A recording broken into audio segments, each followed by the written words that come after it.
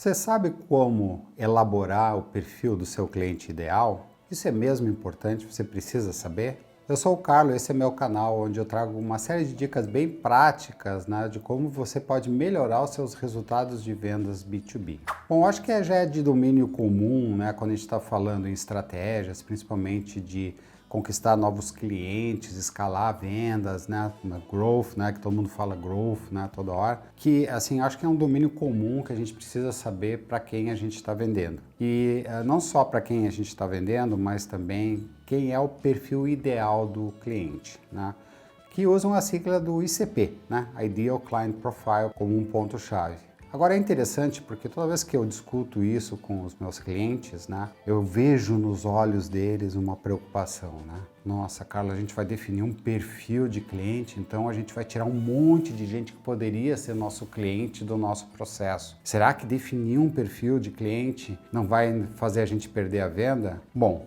a resposta bem clara para isso é o seguinte: realmente você vai perder uma venda que você nunca teve. Porque quando o perfil do cliente não é aquele que dá valor para aquelas coisas que você faz, pelo produto, pelas características que a tua empresa tem, porque a tua empresa sempre tem alguns requisitos para trabalhar com clientes, né? Vamos ser sinceros. Então, se você não conseguir fazer isso, você realmente vai correr um grande risco de trabalhar com um monte de clientes que a possibilidade de fechamento é muito baixa e vai tomar muita energia. E em vendas, para a gente ser assertivo e efetivo, a gente precisa ter foco. A gente precisa saber quem são os nossos clientes ideais, quais são aqueles clientes que realmente vão comprar da gente, porque a gente não tem tempo para perder, certo? Então, muito importante isso. Como a gente faz um perfil de cliente ideal? Bom, prático, tá? Vamos olhar duas coisas importantes. Tá? Você pode fazer um perfil de cliente ideal, né, a partir da própria especificação dos clientes que trabalham contigo. Então vai lá na sua base de dados, procura quem são os seus clientes, quem são os seus melhores clientes, de que indústria eles participam, qual é o segmento que eles trabalham, qual é o tamanho deles, quais são as características que te chamam a atenção quando você relaciona os melhores clientes. Os melhores clientes são aqueles que têm mais rentabilidade, que voltam a comprar de você, que indicam você. Se você tiver realmente um grupo de clientes bem definido, que são esses melhores clientes, né, você tem o perfil ideal de clientes. Então, você pode olhar para a sua própria cozinha, vamos dizer assim, né? Vai para a sua própria casa, olha, vê o que você tem de clientes e procura identificar traços em comum e a partir daí você define um perfil de cliente ideal, né? Como eu disse, segmento, tamanho, tipo de faturamento, tipo de consumo, né? O que eles compram. Com isso você já tem um perfil de um cliente ideal. Se você focar nessa galera, nessa turma, você vai ter muito mais chance de sucesso do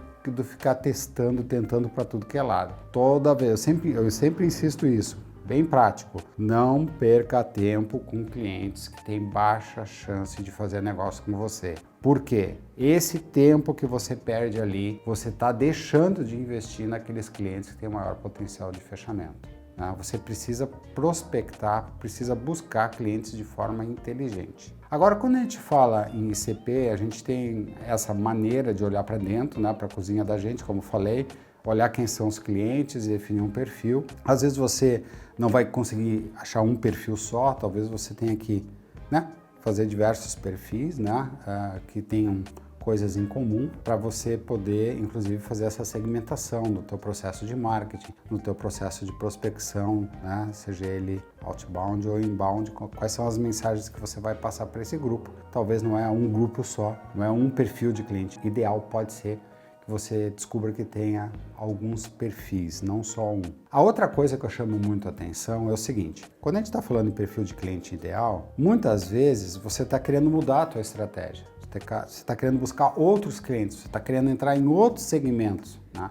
Então, se você ficar preso naqueles que você já trabalha, você não vai ter um perfil de cliente ideal para ajudar na tua estratégia de trabalhar com outros clientes, outros mercados. Então, você tem que criar um perfil de cliente ideal, que eu diria aspiracional, para você, né, poder ter mais clareza, inclusive, de que tipo de cliente você quer, diferente daqueles que você tem hoje. Estudar aquele cliente, o que é importante, o que é valor para aquele cliente, né? Como é que você vai abordar. Mas se você não tiver esse perfil do cliente ideal aspiracional que você está buscando, também vai ser muito difícil você ter uma estratégia de vendas ou de marketing que vai te dar um apoio suficiente para você conquistar esses novos clientes. Naturalmente, o que acontece?